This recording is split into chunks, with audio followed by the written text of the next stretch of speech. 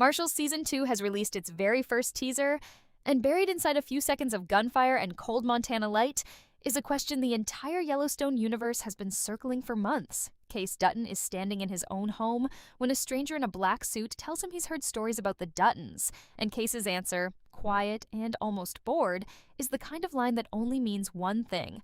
The fact that he's doing this tells Kayce the man hasn't heard them all. Somewhere behind that exchange is a much bigger question, one the trailer itself never actually answers, and it has to do with a Dutton who doesn't even appear in this show.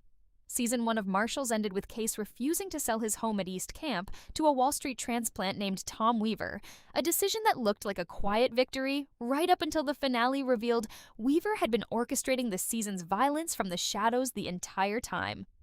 For most of the season, Weaver had presented himself as a well-meaning neighbor, a man simply trying to buy a piece of land he admired, but the finale connected him to the hits ordered on Thomas Rainwater and to a mining company circling Broken Rock's reservation land, the same company Weaver appeared to have a personal stake in seeing succeed. Two of Kayce's fellow marshals, Cal and Belle, were left pinned down in a barrage of gunfire with their fates unresolved, a cliffhanger the showrunners have openly teased won't resolve gently. And in the episode's final, devastating twist, Weaver took Kayce's teenage son Tate on what was framed as a simple fishing trip. It wasn't a fishing trip, it was a kidnapping, and Weaver's destination was Texas. So with that cliffhanger still hanging in the air, here is everything the Season 2 teaser actually shows, what it hints at without confirming, and why the biggest theory swirling around this premiere doesn't even involve a character from this cast list. The teaser opens cold, the same way the season promises to. A man in a dark suit has gotten close enough to corner Kayce inside his own home, which is already a violation the character would not tolerate lightly. And he tells Kayce he's heard stories about the Duttons. Kayce doesn't raise his voice. He doesn't reach for a weapon yet. He simply tells the man that the fact he's doing this proves he hasn't heard them all. And then the footage cuts to Kayce taking the man apart in a brutal, controlled sequence that makes it clear East Camp is no safer in Season 2 than it was in Season 1. Thomas Rainwater appears next, delivering a warning about what violence costs the people who choose it, and Kayce's response is short enough to work as a mission statement for the whole season. That's the Dutton way. It is a line that does double duty because it isn't just describing how Kayce fights. It's foreshadowing what the season is going to cost him to get Tate back. From there, the teaser starts answering the questions Season 1 left open, one quick cut at a time. Andrea Cruz, who accepted a transfer to Washington, D.C. in the finale, is shown back in uniform, which tells the audience her exit last season was never meant to be permanent. Miles and Rainwater both appear in glimpses that suggest their positions haven't changed much, still standing at Kayce's side as the pressure mounts.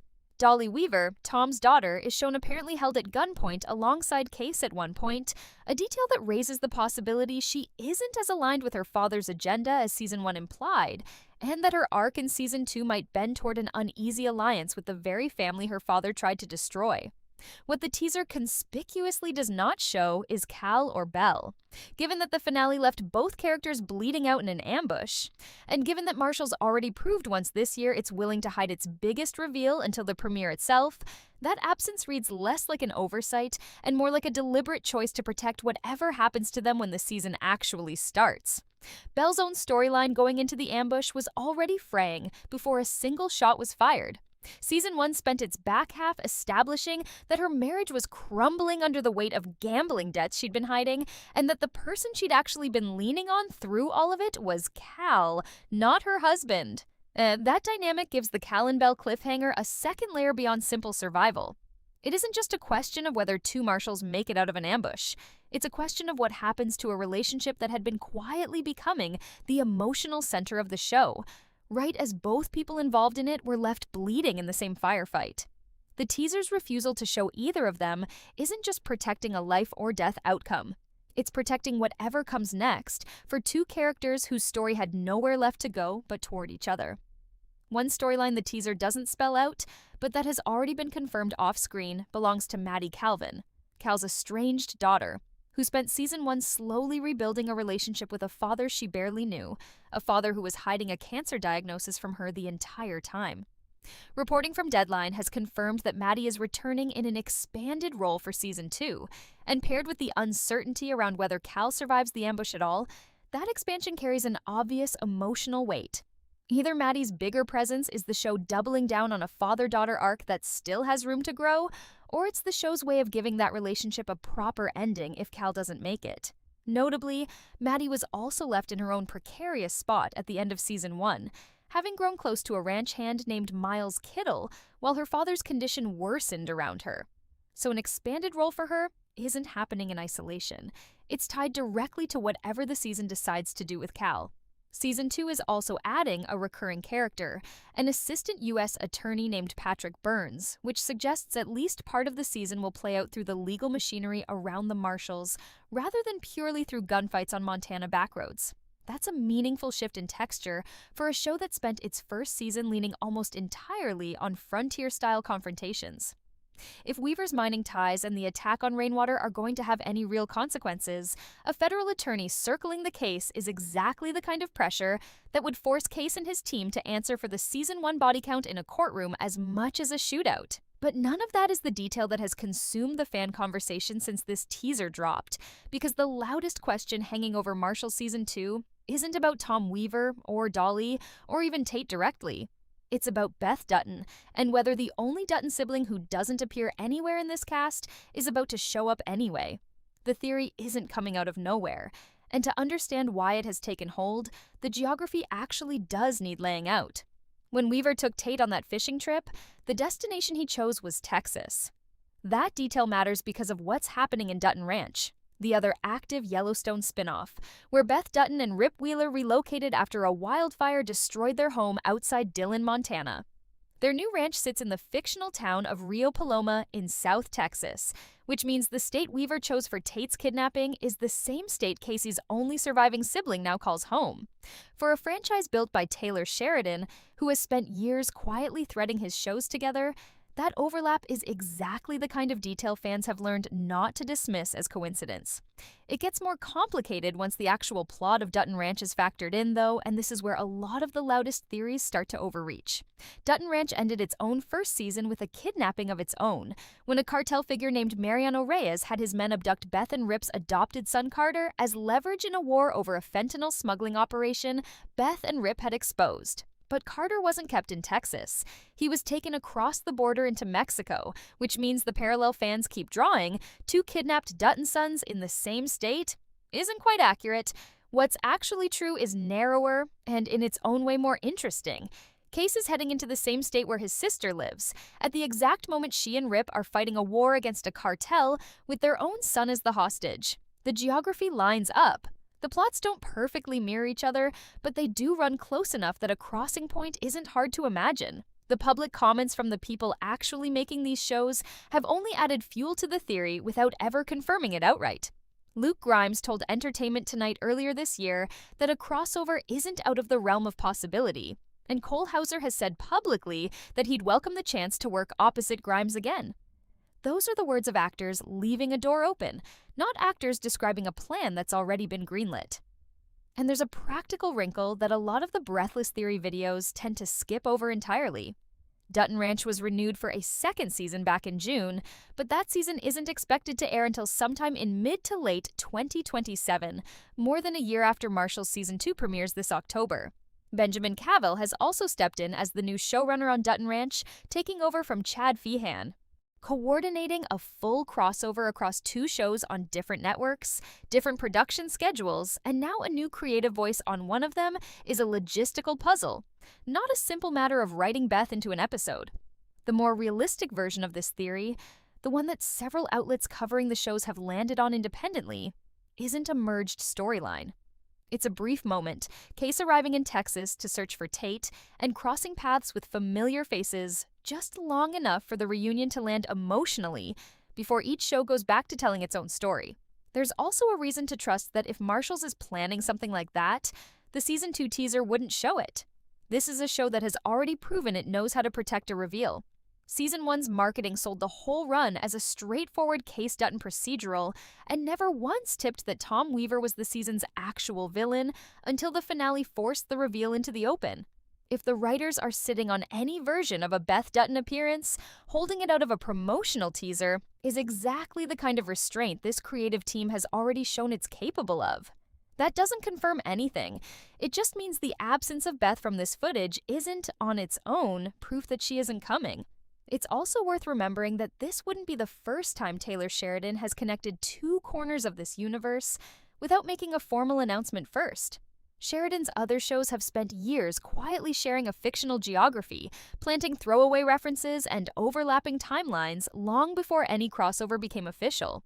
Fans of this franchise have learned that the absence of a press release doesn't mean the absence of a plan. It usually just means the plan hasn't been revealed on Sheridan's terms yet.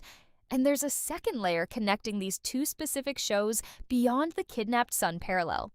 Both Marshals and Dutton Ranch built their first seasons around fentanyl trafficking as the underlying criminal engine, with Rainwater's reservation land threatened by outside money on one side and Beth and Rip's cattle operation quietly weaponized as a smuggling route on the other. Two separate criminal enterprises in two separate states, both running the same drug through the same kind of rural infrastructure in the same broadcast year, is either an enormous coincidence or a sign that Sheridan is building toward a wider criminal network that spans both shows.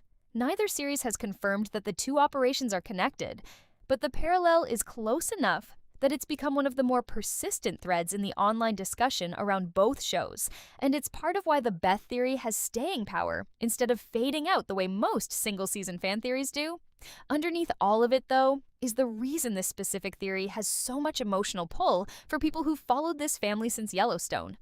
When that original series ended, Kayce and Beth were about as close as the two of them had ever managed to be, having survived their father's death and buried their brother Jamie together. They left Montana on decent terms, not the hostility that defined so much of their history. If the shows do find a way to put them in the same scene, even briefly, it wouldn't be a stunt reunion. It would be two siblings who already made peace once, finding each other again in the middle of two separate wars that happened to be running through the exact same stretch of Texas at the exact same time. So, pulling all of that back down to what the teaser is actually telling the audience for certain, the picture becomes a lot clearer than the speculation makes it feel. Marshals Season 2 is not shy about its stakes. Kayce is going to spend the season hunting for his son, inside a state controlled by people who already tried to destroy his family once. Dolly Weaver's loyalties are genuinely in question, which means the Weaver family conflict isn't resolved just because Tom appeared to accept Kayce's decision about East Camp. Andrea's return confirms the team is staying together rather than scattering after last season's fractures. And the deliberate silence around Cal and Belle is the clearest signal in the entire teaser, because a show doesn't hide two characters that carefully, unless whatever happens to them is meant to hit as a surprise rather than a marketing beat. What the teaser leaves unresolved is exactly the question it was built to leave unresolved. Whether Beth Dutton crosses paths with her brother this season is not something CBS or Paramount has confirmed, and every quote available from the cast and producers stops short of an actual promise. But the geography is real. The timeline puts Kayce in the same state as his sister at the worst possible moment for both of them. And the show's own history proves it's willing to sit on a secret this size until the exact moment it wants to detonate it. That combination is enough to keep the theory alive without ever tipping into confirmation. And that's precisely where Marshals wants the conversation to sit heading into the premiere. What all of this sets up is a season built around a rescue mission that's going to widen the moment Kayce actually crosses into Texas, whether or not his sister is standing on the other side of that border when he gets there. The Weaver family conflict is far from finished, with Dolly's shifting position likely to become one of the season's more interesting threads, regardless of how the Beth question resolves. And with Tom Weaver's mining ambitions still an open thread that hasn't been fully accounted for. Maddie Calvin's expanded role suggests the show intends to keep investing in the quieter, character-driven relationships even as the action escalates. And the addition of a federal attorney to the ensemble hints that the fallout from East Camp's violence is going to have consequences that reach beyond a shootout, pulling the season toward accountability rather than letting Kayce simply walk away from another body count unquestioned. The longer episode order this season, nearly 50% more than the show got in its debut year, also gives the writers more room than they've ever had to let a rescue storyline breathe instead of resolving in a rushed finale sprint. Thematically, Season 2 looks positioned to ask the same question Yellowstone asked for years, and that Rainwater says out loud in this very teaser, Whether the Dutton family can keep choosing violence without eventually being consumed by it. Kayce's answer in the trailer is immediate and unbothered. Whether that confidence survives a season of searching for his kidnapped son in hostile, unfamiliar territory, with a sister who's fighting an eerily similar war just a state away, is the real story Season 2 is setting up to tell. And if the show does eventually let Kayce and Beth share a scene, even briefly, it wouldn't need fireworks to land. Two Dutton children who already made peace with each other once, finding out neither of them ever really escaped what their family taught them about protecting the people they love, would be enough on its own. Marshals Season 2 premieres Sunday, October 4th at 8:30 Eastern on CBS, before settling into its regular time slot the following week, and with a run nearly 50% longer than its first season, there's more room this time for every one of these threads to actually pay off. Whether that includes a Dutton family reunion nobody has officially promised is the question the show is clearly counting on people to keep asking. So the conversation goes to whoever's watching. Does Kayce Dutton cross paths with Beth and Rip somewhere in Texas this season? Or is that geography just Taylor Sheridan being Taylor Sheridan, two shows sharing a state without ever sharing a scene? That's worth dropping a theory about in the comments. And there's plenty more of this world left to break down before October 4th arrives.